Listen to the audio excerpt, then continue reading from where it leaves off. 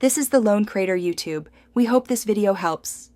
You start by booting from a live USB or recovery image so you can inspect without triggering the panic repeatedly. Mount the root file system readwrite and extract dmesc /var/log/kern. Log and journoctal output.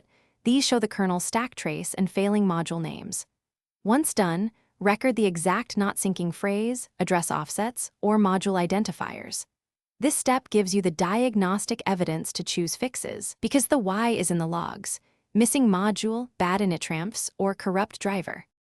Next, you isolate the faulty component by matching the stack trace to loaded modules and the active kernel version. Mismatched modules often cause panics. If the trace implicates initramps or missing drivers, regenerate it with mkinitpo or update initramps, then run update grub so boots use the corrected image. If drivers or ekp are suspect, test an older kernel or add temporary boot flags like namodset or nokb to narrow the cause. These actions let you separate kernel image problems from hardware or driver failures. Finally, repair by reinstalling kernel packages or replacing the offending module files identified in your logs.